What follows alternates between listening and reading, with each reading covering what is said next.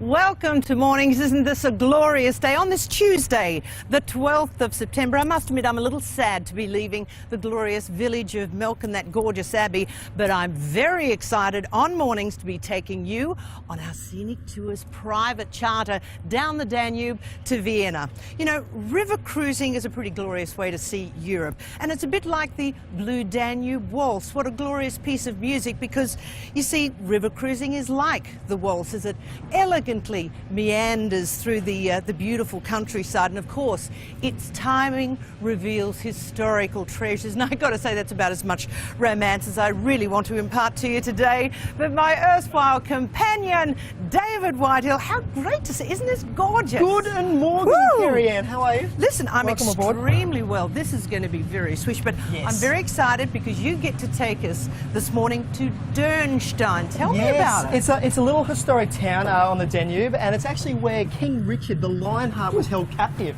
Oh, that's a bit of history. It is very exciting. Hey, this is cool. We like this. Very glamorous. Yes, very glamorous. Now, we will be showing right through this elegant boat for the next couple of hours. This vessel will take us through to Vienna on the Danube. Also, this morning we get to do some cooking with the chef here, which is pretty cool. And I am particularly looking forward to the white wine tasting, because this region is quite famous for its white wines. And you are a bit of a wine lady, Kerri Anne, but I am a beer man myself. No, I don't wine. I just talk. Don't insult me right off the head of the show. I didn't say that. I was talking about the drink. We're going to taste some Austrian beers as well, which will be very exciting for me. I saw you yesterday with those Bootschluten boys. Yes. That was pretty cool. That's in the past gone.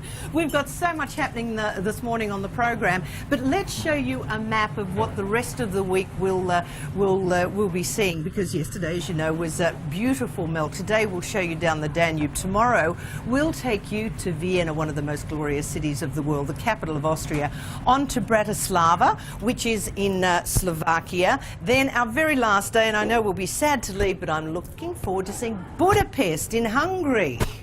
And I want these doors to open, but they don't want to open quick enough. It's magic. Wow. This is the Danube. Kerri Anne, and I couldn't think of anyone better to spend it with than you. Oh, aren't you nice? Now, actually, an interesting thing is this flows at around 4 to 6 knots, which is actually really quite fast. It is. Actually, as I look at it now, it looks as if it's travelling a little bit faster than that. But I tell you, we'll be chuffing down here. We will because this particular craft, we'll be having a chat to the captain shortly, but it travels about 25, 30 k's or knots, knots an hour, which is pretty speedy. But what I'm excited to see is this glorious countryside. Every corner, there's a castle a corner, really. There is, and the great thing about the river moving this quickly is that we get to see a whole lot of different things. Well, that's all in store for you on Mornings on this Tuesday. Seriously, a fabulous welcome. We've got so much more in store for you. Stay with us.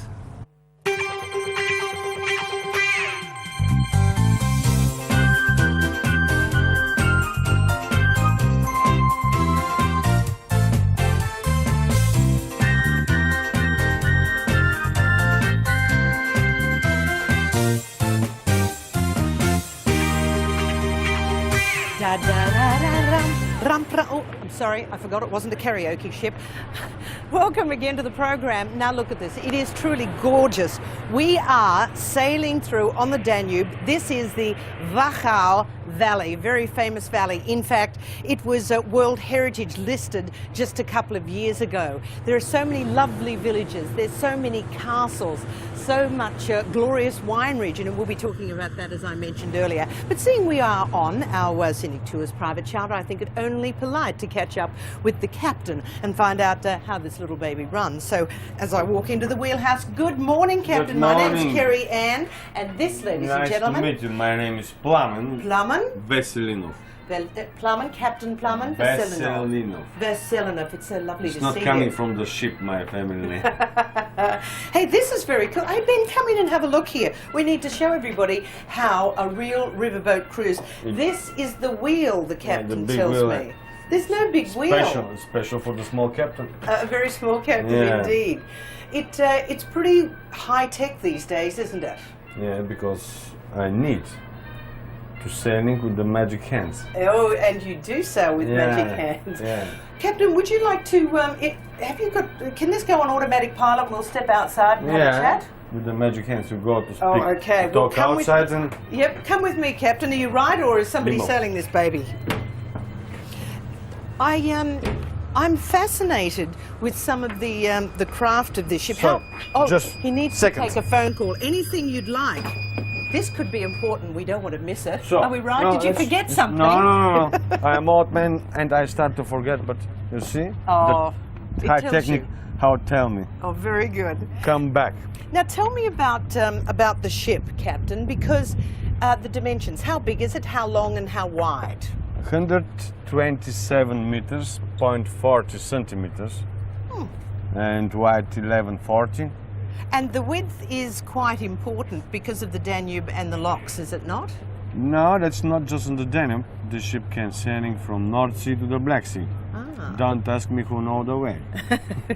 And it's really the largest ship which can cross from North Sea to the Black Sea. Maybe you'll see in the Danube bigger ships here, but they can sailing just to the Paso. Yes. And it's so clever, this vessel, that this deck that we're standing on right here, everything that we see above here, hydraulically can... It's going down, yeah? Wow. And Why this do is you the need to do that? Because don't ask me why they built so low bridges. And no, because the main Danube Canal and the River Main, they're small rivers. And canal is too small for this large ship. And the bridges, they're too low.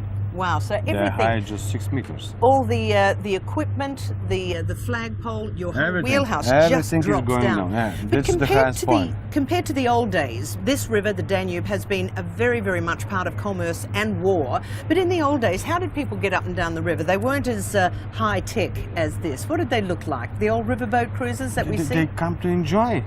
You don't hear the sound from the water now? It's beautiful. Yeah, it's But in the old days, what did the craft, the vessels, look like? Don't ask me. The last time there are a lot of, and I stopped to count. Many are say counting, but now there are a lot of traffic. A lot of traffic. Yeah. But the old ships were like the paddle steamers of America. The old ships, they're on the way. Yeah. The people like the new one, you know. Now, every day, do you ever get tired of looking at this from your office? No, never. I'm never tired. And it is the better when you are not in the office and you are here in the ship, because you can enjoy. And it is And truly every day is beautiful. different. Every day is different. Yeah, every day is different. Not like in the office. Yeah.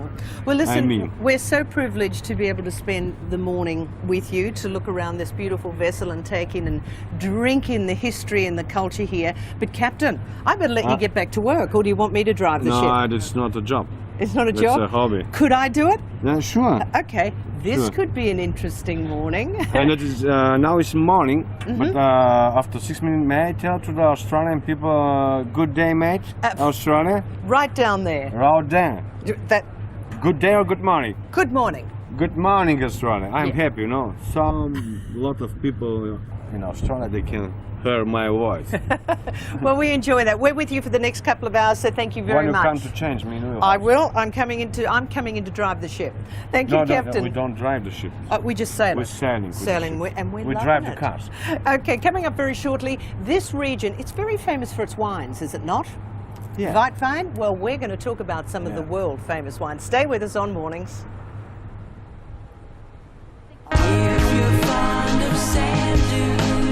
Welcome back to Mornings. We are sailing through some of Europe's finest wine countries, so we thought we'd love to try some. And we're joined this morning by an Englishman who's a wine expert on this region, Nick Setford. Good morning, Nick. Good morning and welcome to the night. It's wonderful. We were just passing some glorious wine terraces, as I said, famous for their wine here. Explain about the terrace that we've just sailed past. That is 1000 Eimerberg. So that 1000 Eimer is old German for 1000 bucket. You know the sort of buckets you had on your back. Yeah. There's 1000 of those every year, roughly from that vine. And that's the yield.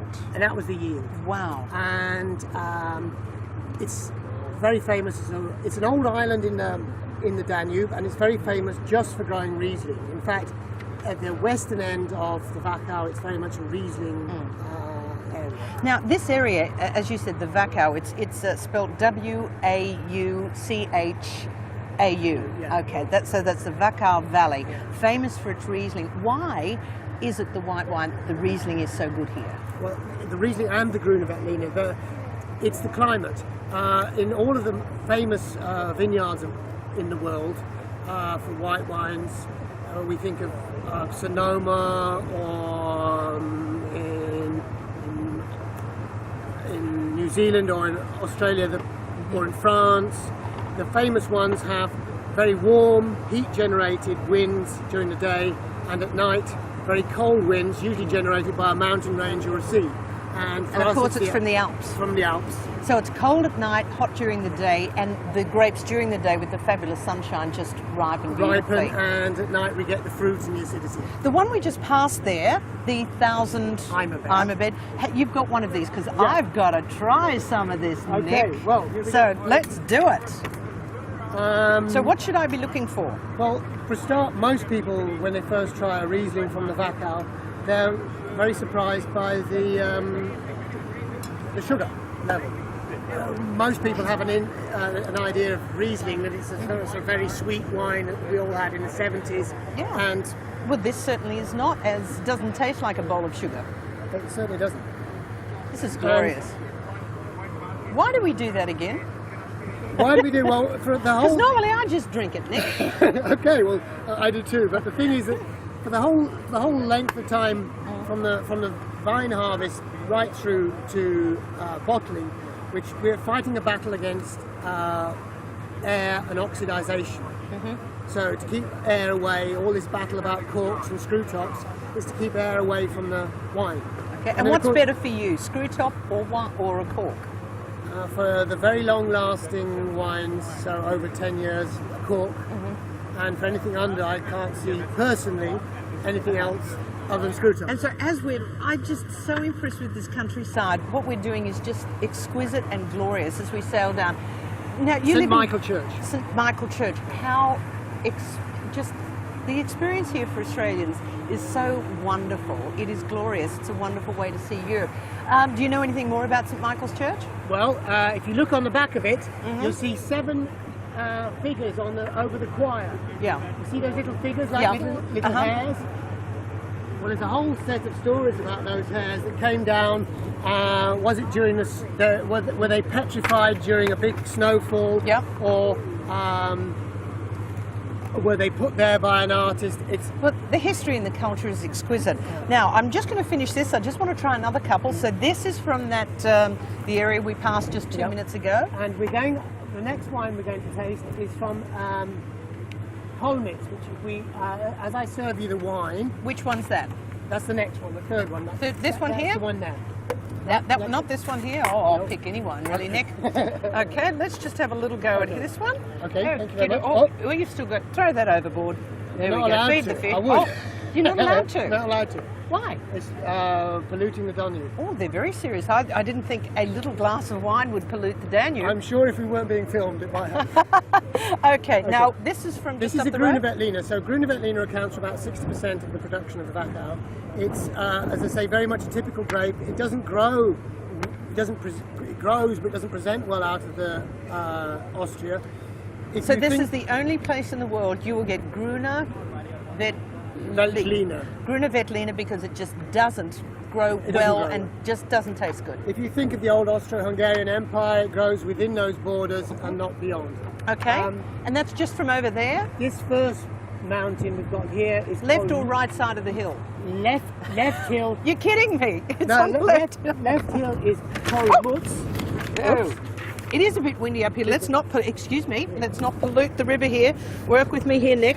I don't want this to be flying overboard. I don't want the Europeans to be saying those slovenly Australians can I just hand that over to you, Abby? Thank you. I don't want them to think slovenly Australians come here and pollute their river and let all the stuff fly into it. No. So this is from over there on the left hand? The first hill is Kolmitz, and on the second one, the second hill to the right is Kolmitz. Okay. And this is a Grüne Veltliner from Kolmitz. This one right here? Yeah. Oh, okay then, that's that one there. That's that one there. We tried. Now this one we haven't tried. Can I? Okay, yeah, please do. I'm lucky I'm working fast for you, Australia. I'm working very fast. I do hope you appreciate. You're not keeping up with me. No. There you go. Fine. And this is from? This is from Kellerberg. As we get to Dürnstein, above Dürnstein, and behind the castle of Richard, where Richard the Lionheart was imprisoned, There is Kellerberg, that sits above 300-year-old cellars from our winery. Well, this tastes divine. In fact, we're going to Dernstein. You live there. Our David Whitehill is going to take a little tour very shortly. But Nick Sedford, I do really appreciate you showing us around the beautiful wine country of the Wachau Valley. My pleasure. Okay, we've got a lot more coming up on the program, but Davo, you're doing some beer tasting, I understand? Kerri Anne, I am, but this weather is more like, I like pina coladas. But I found Gordon here and we're sharing an Austrian beer. Cheers, mate. How are you feeling? Do you enjoy the beer over here in Austria? Magnificent beer, one of the best beers in the world. It is a very good drop, and this actually came from Salzburg, which is the birthplace of Mozart. You guys went there yesterday. Yes, we had a wonderful time there. We went round, we saw all the different sites, and we had a few of these beers. And very nice. They're very, very well, we're acceptable. going to enjoy some more. We've got String Quartet coming up later on, but after the break, Jamie checks out Cologne. Cheers. Cheers.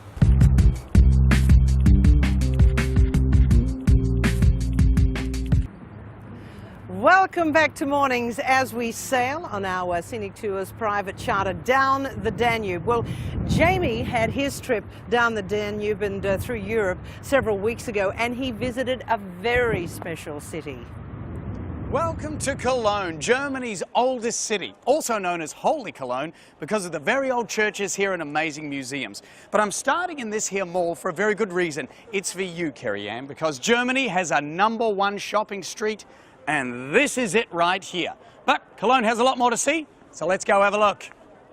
Cologne sits on the Rhine River, and it's around 260 kilometres southeast of Amsterdam. It's the first of our German ports on the Jamie Malcolm Magical Mystery Tour down the Rhine and Danube rivers, and it's home to one of Germany's biggest tourist attractions. I'm walking around town trying to find the cathedral. They said it's supposed to be around here, but I don't know. Oh, jeez!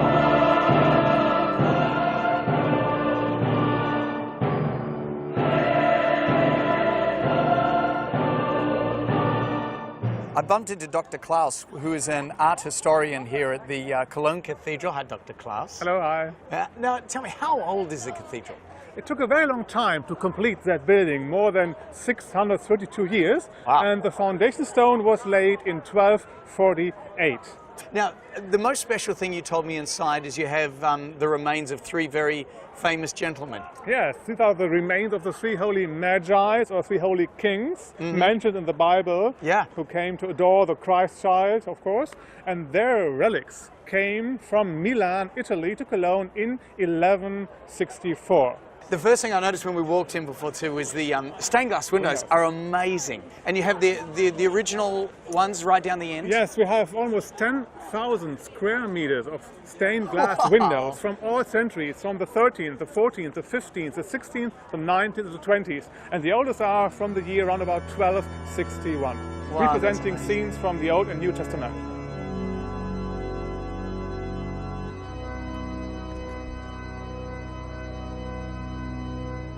Beneath the streets of Cologne, and only metres from the cathedral, lay a secret as old as the New Testament itself. It not only hid a treasure trove of ancient artefacts, but the city's true history. In World War II, over 90% of Cologne was destroyed by bombings.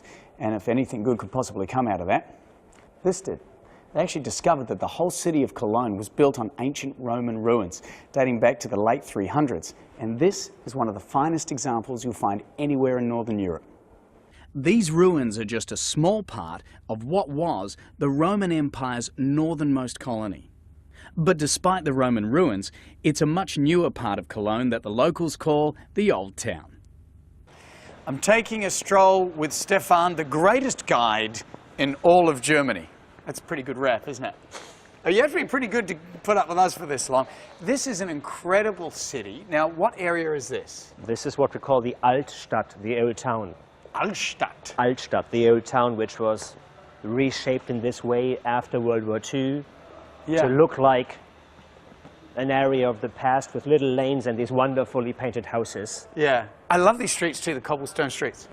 The cobblestone streets go back to earlier days, of course, and then the very, very early days here in the early 1900s, this was a red light district. Was it really? Yeah, but it had the atmosphere preserved of the past, the little houses, the warehouses, Yeah. the residential structures.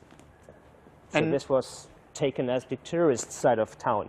It's the district of Grand St. Martin's Church around the corner.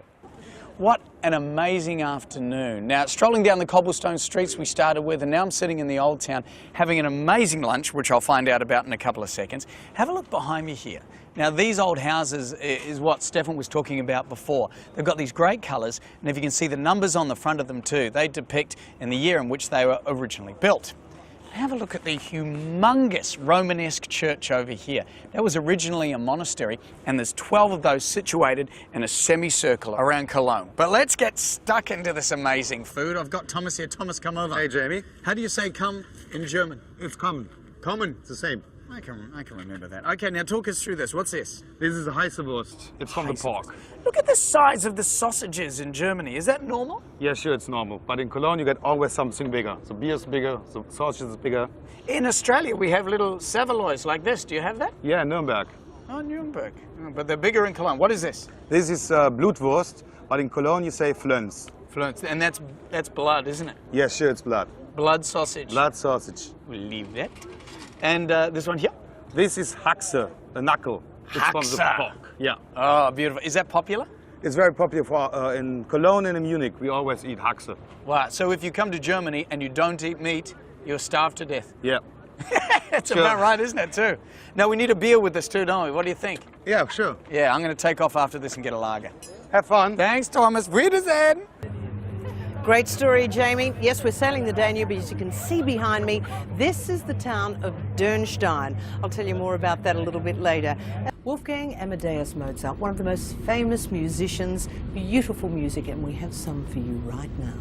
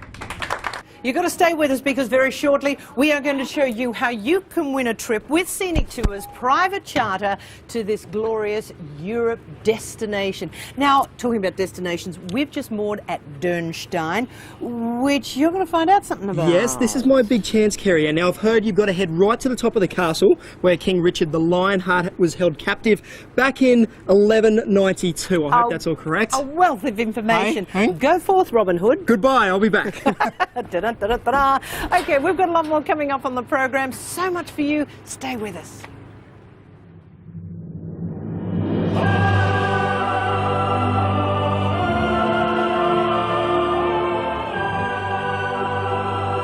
Welcome back to Mornings. We're docked in Dürnstein, Austria, which is often referred to as the Pearl of the Wachau Valley and also home of some very, very fine white wines. Well, we sent Davo off in search of history. What have you found, Davo? Well, I'm in the ruins of Kuhnringer Castle, which is up on top of the hill overlooking Dürnstein town, which is a beautiful little town here in Austria. And this lovely lady here is Erica. How are you, Erica? Hello, I'm good. You're going to tell me all about this whole town and especially this castle. This has got quite a history. Yes, this castle was built in the beginning of the 12th century, around 1120, and after this castle was built, settlement was possible on the bottom of this hill under the protection of this castle. And well, as you know, this is the place where Richard the Lionheart was held in prison. Yes. Now this is a bit of a rumour going around. There's pros and cons to it all. Is it true? Well, it's true that Richard the Lionheart was here. We've got it from America. It is true. Yes. Well, he had to stay here for 3 months. The whole story started with the Third Crusade in the year 1188 when Richard the Lionheart was on the way to Jerusalem. On the way back to his country, he had to cross Austria, and then he was captured by the Austrian Duke Leopold V, and he was held in prison here for 3 months. Okay, now being a king and he's being held captive here, what type of conditions did he live in? Well, it was good conditions, as he was a king after all, so he was treated like a king. That means he could move around quite freely. He got a chamber which could be heated, and he was even allowed to receive guests here, so it was quite a luxury for that time. Doesn't really sound like a prison. Not really, but he was a king. And is that something that happened at that time around the areas, that if a king did get captured? Well, just for a king, not for anybody else. Oh, okay. That's a bit rough. What? And obviously it's a ruin now. When did it become a ruin? Well, it was during the 30 Years' War when the Swedish troops were on the way to Vienna. They passed by here, occupied the town for a few weeks, and when they left the town, they destroyed the castle. So since 1645, that's just a castle ruin. Okay. And the reason why they destroyed it, is that just so that they couldn't use it again to protect the Yes, town? and they wanted nobody else to be able to use it. That's the main reason for that. And this castle was never rebuilt because at that time a new one existed already in the town centre, so there was no reason to re-erect the castle here. As I've seen all the castles where we've been over here in Europe, they're all right on top of the hill and the views are absolutely magnificent. Take a look at this. This valley that we're looking over here, what's that called? That's the Wachau Valley. That's a small region of about 33 kilometers length. It starts in Melk, maybe you've visited the monastery there, and it ends in Krems, which is the next bigger town. And this region is quite well known for wine growing and also for the apricots. Okay, and this lovely river down here, this is the Danube. Yes. Yes, and if we can have a look straight down there, that's the Augustinian convent. Yeah. I'm trying to make sure all my names are correct. Yes. And what's the history behind that? Well, that convent was founded in the year 1410, then of course still in a Gothic style, but it was re-erected in a Baroque style in the early 18th century, and that's the date of the spire that you can see from here in the blue and white colors, and that's part of a religious program. The abbot who decided to re-erect the convent wanted to show the harmony between earth and heaven, and this blue and white spire stands for the heavenly sphere. And the spires actually are quite well known around Europe as being one of the best examples, isn't it? Yes, it's one of the best examples made by Matthias Steindl, and it's quite well known because it's very dynamic compared to others. And you've got it right here in your little town. Yes. And do you live actually in the town, or? I don't live in the town, I live about 2 kilometers from here. Okay, and what's the population of Dürnstein? The population of Dürnstein is about 500 people. Oh wow. That's one of the smallest towns in Austria, but not the smallest. There's one that is even smaller with about 86 inhabitants. Okay, and what do most of the population do as work? Well, about 50% here live on wine growing and tourism, as tourism is really important here. and the other half works in the service industry. Okay. One of the great things actually about the river down here is that they used to have a toll running across here, didn't they? Yes. So that was a main source of income, and that's also the reason why people choose this place for their settlement, because from here, from the top of the hill, they could oversee the region, see boats coming along, and if necessary stop them, and they had to pay toll then. And how did they enforce the toll? Well, usually that wasn't a problem, but sometimes if it was necessary, they had chains which could be put from one side of the river to the other. Oh wow. Now we were going through the town before and there aren't actually that many cars. Why is that? Well, cars would be a big problem in town. That's the reason why about 40 years ago a tunnel was built.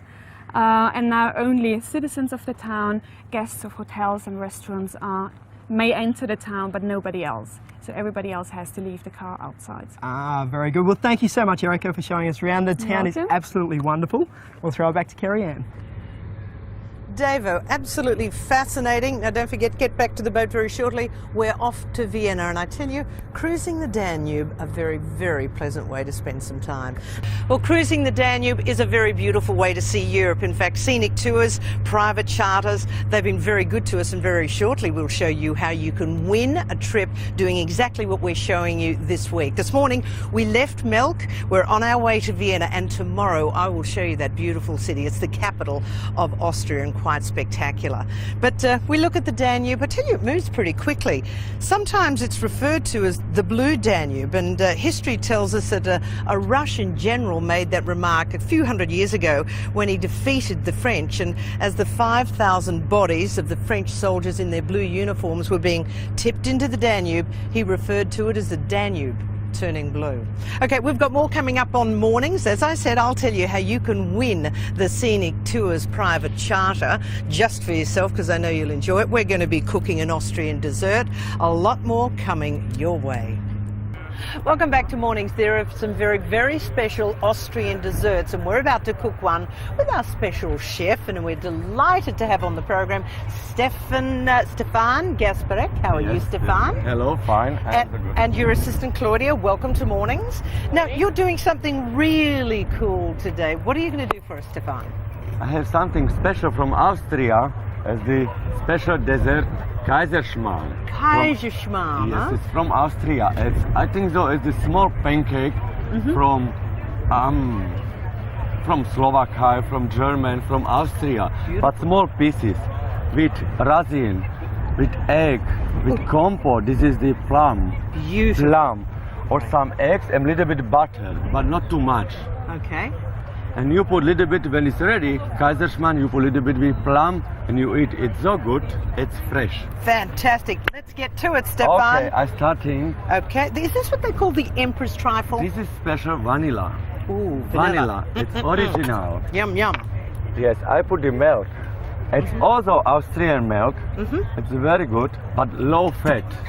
And we like that. Yeah, no, me no. I like it fat. What? Do they ever call you the pirate? No, I have Come some on, milk Stefan. here. Yeah, that's the milk? Yes. And I put yellow. Only and the with yolks. Separation. Here. 1, 4. 4 of those. 4, yes. Ooh, Only yum. 4. Excellent. I hope we're going to get a fact sheet on this very shortly. This is a specialty of yours, Stefana. Yes, it's special recipe. It's home recipe. Excellent. Must be fun. Is it difficult cooking on one of these private charters, the cruise vessels? No, I think so, no. No? Good fun. The food is excellent. Thank you. Okay, now you mix all that together? Yes, together. And I put flour. Flour, it's good little bit bigger. That is from the pancake. Wow. I tell you, it's a little bit blowy up here. You've almost lost your flour here today as well, Stefan. Okay, I know. And sugar. Yep. But not too much. Just a little bit. Okay. But it's enough. That's enough. So, Kaiserschmarrn. Kaiserschmarrn. Kaiserschmarrn. Okay. And this one here. Got another one of these little, what are they carrying over there? Looks like coal. Obviously, the Danube here is very, very much a working river. it's And a the very- vanilla, I yeah. make half. And this is the knife. Ah, beautiful. This is original aroma. It's so good. It gets busy on the river, doesn't it? I'm busy every day, but I like this work. It's so good, it's funny, together with everybody. I have 6 cooks in the kitchen, 2 dishwashers, and we make beautiful job here. I know you do. The food I put a little here bit more on the flour. Scenic Tours private charter is spectacular. Tequila, I don't like it, tequila. Tequila? Tequila, No, I said spectacular. So No, not tequila. I But think that so, tequila's not so bad. If you take out the worm, Yes, tequila's okay. Now, what's this over here? it's the strong rum alcohol, Ooh. and I put out the rosin. Ooh, that's nice. Let that just sort of Yes, stir around in here. Woohoo, it's yeah. a little bit aroma. Okay. And now you've got to beat up the egg I white. put, but I have here already. Okay. But And this is only for the people. Okay. So this is one we prepared earlier. Okay, Yes. we're going to take a little break now. Okay. What are you going to do in the next couple of minutes? How do we get to I the put next this level? egg right here Okay. and also here, and it's ready. 2-3 Okay, minutes, so when 2 we come minutes. back, we're going Yes. to put that in that and whack it on Yes. there, and then you get to eat the Emperor's Trifle. Okay, we've got Absolutely. more coming up on the Absolutely. program. We are cruising the Danube. We are on top of the Scenic Tours private charter boat. Stefan is with us, and we are making the Emperor's Trifle. Now, just in here again, just recapping, Stefan, we've got egg whites. Egg white is mixed already up, here. already in there. And already is in here. And I wait Flour, when the sugar, yes, eggs eggs, and vanilla. and vanilla. That was the fresh vanilla, and of course some low-fat milk, Butter. which you of course don't need I know, low-fat milk. yes, yes. It's all whipped in here, and that's right. We were marinating some rum and raisins. Right. Yum. Okay, what are we doing now, Stefan? And I have everything is too hot. Yep. And I put butter on the pan, fresh butter. But It's always after 5 seconds, you Uh-huh. put the Kaiserschmarrn. the Kaiserschmarrn Yes. or the Empress But Trifle. not too much, just a little bit. But this is the recipe from the 6 people. Okay, 6 people, and did you have everything full plate? okay. And you And- need a wide, large pan like Yes, that? you wait. Semi pancake will be breakfast, Oh, yum. and Yes, you I put mean, the racine. is this ever a breakfast dish or is it dessert? It's dessert or some the pancake. It's semi from. Oh, every day. Okay. Looks you put good to little me. bit. No. Okay, and how Anyway. long will that take? I think so 20-30 seconds. Okay. minute. We always love working with a degree of difficulty here, Stefan. We've got a bridge. We're sailing on the Danube, okay? Now, there is a bridge coming up. Now, remember how I started the show having a chat to the captain? If you notice now, up the front where the radar's flipping around and the flags were, they've now descended hydraulically in to the boat itself. And even the captain's, little wheelhouse has gone down about 3 foot. And the reason for that is coming up in about, I'd say about 30 seconds, because we've got, look at Stewie here on lights. Claudia, smile for me, darling. Stewie is here on lights. We've had to lower all the lights here. You're doing a great job, Stewie. I hope they're not too hot. And I'll tell you when to duck. Just keep looking at me, Stewie. I'll tell you when to duck. We've got our audio guy over there having a little bit of a panic because he can't actually get the entire audio contraption down. And it's going to be an interesting 15 seconds. I think we should be in for a countdown very shortly. And by the way, how's your pancake going, Stefan? Going good? Yes, everything is okay. Knowing your height, I'd But I put suggest on the very strongly underside. that you duck as well. Oh, here we go. We're into a countdown. No problem. We're only about 10 seconds away here. The audio man is he's trying to lower it, and has he got it? And duck! Oh, we've done it. Okay. Oh, ladies and gentlemen, I do think that deserves a round of applause. Thank you for working with us, people here. We've got a whole bunch of Australians on their scenic tour here at the moment, and I want to tell you how you can get some more information with scenictours.com.au. And I put last minute this sugar. It's for caramel. Oh, beautiful. Also caramelizes. With Yes, the lovely. caramelizes. I just want to know how that guy gets half the half the bridge taken down for him. He obviously has a lot more pull than our captain does. Okay, why are you chopping it up And like it's that? small pieces from the pancake, from the Kaiserschmarrn. Oh, this is just beautiful, It so, Stefan. smells so good, but I don't know. Smell here. It smells divine. Do we have, can we, have we got some in here as well? Oh, look at how glorious. This is actually the finished result over here. I know we've got some lovely guests here who've joined it kindly up here. And let's plate one up here. A little bit careful. Yes, a little bit of that, Claudia. That looks good. Woohoo!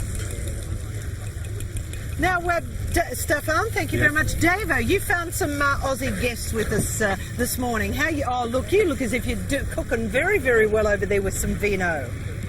Kerri Anne, we have a whole lot of new friends here from Australia. Now, what I'm starting to feel is this a little bit like Schoolies Week for the elderly. Is that correct? It is correct. Now, we'll do a really quick runaway. We're going to introduce everyone. This gentleman here goes by the name of Ken, and this is Wilma. And very shortly, it's your 50th anniversary. Yes, 50th wedding anniversary. Wow. And when is that? 22nd of September. Oh, it's all happening. So I won't be on the ship to play up, will I? I'll have to play up at home. Congratulations. Thank and let's you pop very on over this way. We've got Terry and Mary. How you going, Mary? Good, thank you. Very well. And Terry, how are you enjoying the trip so far? Really enjoying it, yeah. It's an eye-opener. Very good. And whereabouts are you guys from? From Wagga Wagga. Wagga Wagga. So how's the scenery that we've been seeing today, especially compared to Wagga Wagga? Very different. Yes. And I haven't seen a cow. Not many cows, no. Not many sheep either. We've got a lot of sheep at Wagga Wagga. Lovely. Let's pop on back this way. Now, whereabouts are you guys from? We're from Sydney. From Sydney, whereabouts? In Chester Hill. Okay, I'm sure Kerri Anne would like to say hello to everyone in Chester Hill. Hello, Kerri. Look what I brought for you. Oh, you're a There doll. you go. Enjoy. Now, I understand your daughter's name is Kerri Anne as well. Right, yes, Kerri. Oh, you got to love How that. lovely. I'll come back with the. Oh, we have some fabulous service here. Now, I hope you're enjoying this. You're looking after them, Davo? I am, Kerri Anne. Okay, I'm sort of just getting stuck with hold the fort. alcohol each time. Oh, well, thanks very much. Stefan is Now, with Wilma, us. I know, What you're a actually- superb job, Stefan. And Claudia, you've done an absolutely magic job. We're going to take a little break on mornings. Coming up, Jamie is going to take us on a tour of Germany's wine country. Stay with us. But I like it, some sweet food.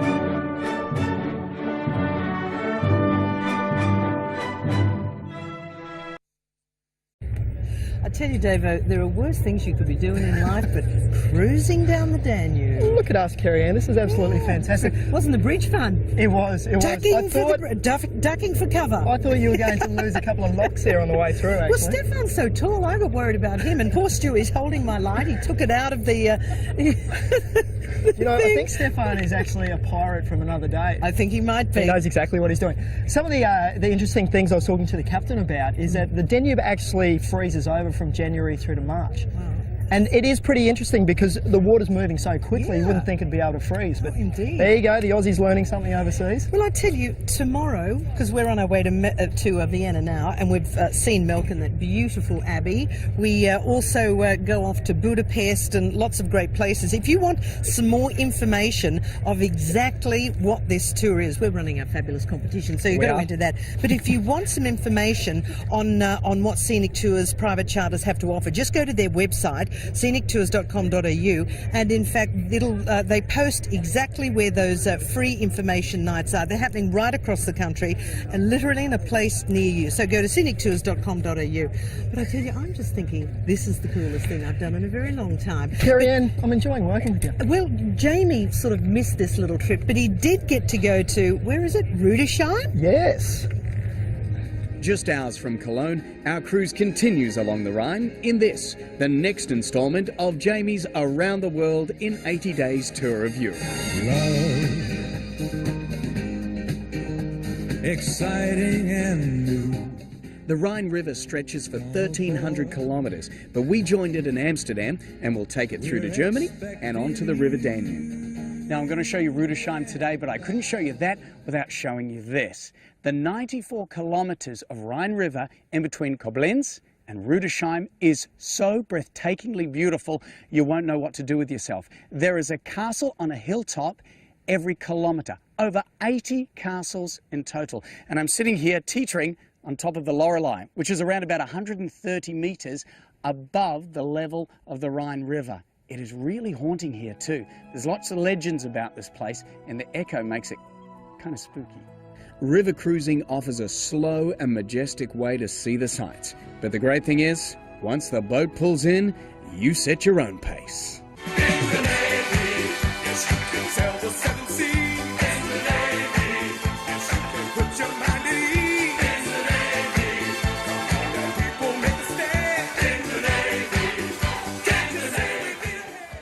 Well, the ship's just docked in Rudolph, a town with less than 10,000 people, but they get over 1 million visitors every single year. And as you can see, vineyards all up and down here. I spoke to our guide and I said, what is the #1 reason that people visit Rudolph? And he said it like this: to eat, to drink, and to make merry. Looking forward to that. Rudolph's pace isn't quite like other German towns. Making merry here takes longer and requires a little more sophistication. But for most visitors, that's the attraction. The narrow laneways and villagey feel gives Rudolph a real old world charm.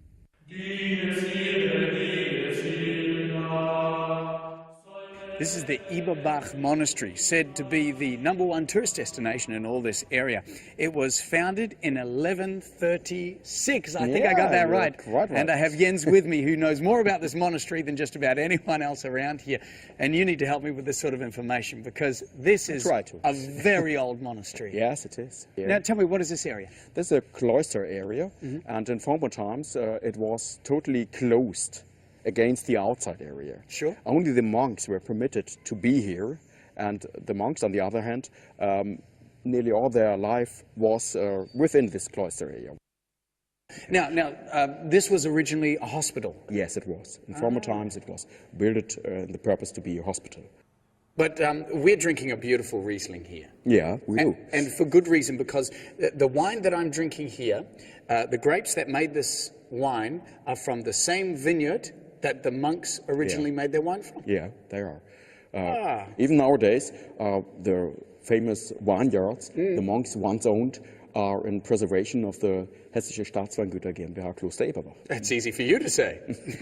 But they used to make more wine here than anywhere in the German Empire. Is that true? That's true. At the end of the medieval times, it was the case that Eberbach Monastery was the biggest wine-selling company in the former German Empire. So all the monks would do would be to pray and to work.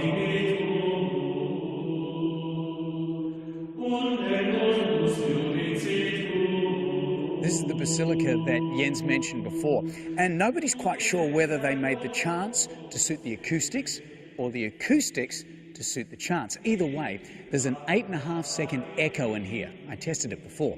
So can you imagine this filled with 300 monks singing Gregorian chants?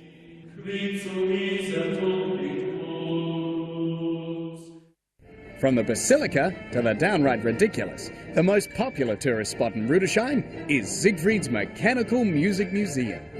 For nearly 40 years, Siegfried has collected and meticulously restored dozens of mechanical music machines from all around the world. Some very complicated, requiring a keen musical ear.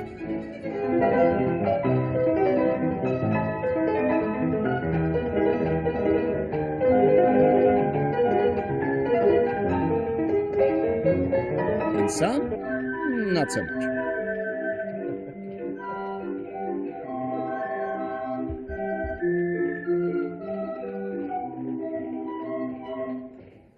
They're all Siegfried's pride and joy, each taking months to find and years to restore.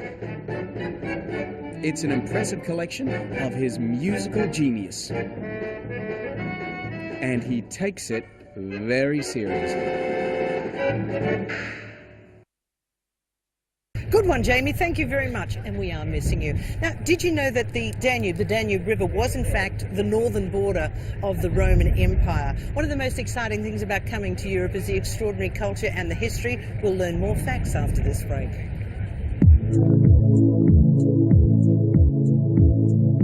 Danube, look at it there. In fact, the Danube is so famous it's had beautiful music written about it. Not quite blue. That's the piece from Johann Strauss.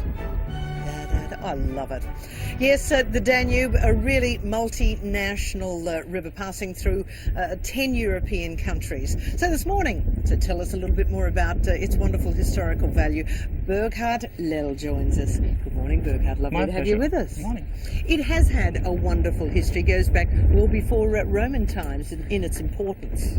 Definitely. I mean, you find here remains of prehistoric times, little figurines. So we know that this area was all inhabited way before the Romans. So you can say it goes back to Adam and Eve, literally. So some of those remains, would they be, what, 30,000 years of age? Roughly, even 60,000 going back. Is this little statue that I told is something like a fertility symbol, which you find a little bit down the Danube River in the Wachau Valley, actually. In fact, we're looking at a map here. It's just under 3,000 kilometres long, and I said 10 countries. So where does it go, come from, and where does it end up? Well, actually, the Danube itself, as the river, starts in Germany, in the Black Forest. They make good cake there too, don't they? Absolutely, absolutely. I mean, the Austrians, we have good cakes and good bakery, but here the Germans have a real goodie as well. And then it flows over the whole river, through the Austria, to the Balkan countries, and then it ends up in the Black Sea at the Danube Delta. Wow, it's extraordinary. It has been very much a commercial river in its time as well. Not only. We have, of course, commercial, we have barges there. It was always a link between the countries, a link between the cultures, between the economic centers of southern Germany, for instance, of Vienna when there was the imperial court over there, but also of the countries to come further on, which were more the agricultural countries. And goods were transported back and forth. Still nowadays we have up to 5,000 barges bringing goods back and forth here. Amazing. And this morning we've seen so many fabulous sites. I mean, everywhere you look there is another historical and cultural site. Now, this castle that we saw this morning, tell me a little bit about that. This one is actually Schönbrühl Castle, and if you look there carefully, you see this big spire over there. Here you have now the monastery, and it was actually by Count Starhemberg, who went as a crusader down to the Holy Land, and he saw the Church of Nativity in Bethlehem. And he wanted it so much to have it as a souvenir, so that he had it rebuilt in the monastery. Wow. Just for the monks. It's just amazing what they did at those times. Yes, and still one of the working monasteries, as we saw yesterday in Melk. Absolutely. You were in Melk yesterday with the Benedictines, with the library and so on. Most of the monastery, be it now Melk, be it now this one, or be it Göttweig, are still working. Extraordinary. Spitz, the town of Spitz that we passed a little earlier, now that looks like a beautiful place, and of course one of the most important wine producing regions. Absolutely. And for instance, you have this one big mountain over there, which is called the 1,000 Bucket Mountain. Only from this little place there, you have at least a minimum of 1,000 of those buckets, and the people were totally proud of the volume that it can make out of this wine. St. Michael also is a beautiful church. Now, if you look at St. Michael's, it is quite interesting. It is a fortification church. In 1532, the Turks laid siege to Vienna, and the people, they just went somewhere in defense, and they just were hiding inside of those churches and shooting out from over there. In St. Michael's, they actually took the bells from the church and melted them down into cannonballs in order to defend themselves. Wow. I mean, people have been so inventive through the centuries. Oh, well, no doubt about that. If it's going on for their lives, they just did everything to... Survival is an interesting thing. Survival. And Dürnstein, or is Dürnstein? Dürnstein. Actually, it is Dürnstein. Dürnstein. I tell you, that is a most magnificent little village. And, you know, the history attached to that castle. Have you seen the castle up there, the ruin up on the hill? And tell me about the hangman's house next door. David, my colleague, actually showed us through the castle in Dürnstein. Yeah. Tell me about the hangman's cottage. Well, actually, in those times, in the medieval times, they were always the judge, and to the judge there was always the executioner right around the corner. And this is something that you had still over there, and we can still show it to our people and to our visitors over there, what we have. Although the history, as you can imagine, is not really a nice one to listen to. No, it's not. But nobody obviously ever wanted to live next door to the hangman. I doubt. I doubt. Nowadays it is not so much a problem, but in those times. But he had to have his house outside the castle walls. He had to have them outside the castle walls. It's something like the cemetery. If you were just being murdered or something like this, you weren't allowed to be placed inside the cemetery, but you were placed outside. Also, people who committed suicide were not allowed to be buried inside the cemetery walls. Wow. It's quite interesting. Yeah. It is quite breathtaking, the pristine condition of the Danube. Now, clearly, we're in the year 2006. There are a lot of countries that the Danube flows through, and there's been a lot of problems. So how does everybody agree on keeping it environmentally safe? Here in Europe, in recent years, we have a very strong movement of environmentalists. And the Danube, as you see it nowadays here, is our capital. So that means we have to take care as a kind of a heritage, not only for ourselves and for the visitors coming over here, but also for our children. And so all the sewage plants and all the cities who just have to use the Danube also to clean it, have to clean their sewage first, and only water of drinkable water quality is being put into the Danube.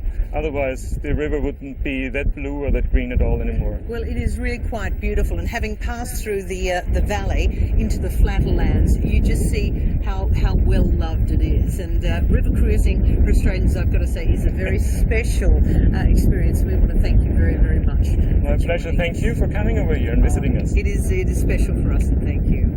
Okay, we've got a lot more coming up on the program. Well, we're not far from Vienna now, but here, as you can see, we're sort of in flatter lands, and apparently when there is a lot of rain, these areas to my left and right, because they are flat lands, actually flood all the way out, but it does it very gradually, and it also just as gradually comes back in, so apparently not to flood the next town. Very clever, a part of natural design, and as you heard earlier, it's a pristine environment, very, very well kept by all the countries, some 10 European countries.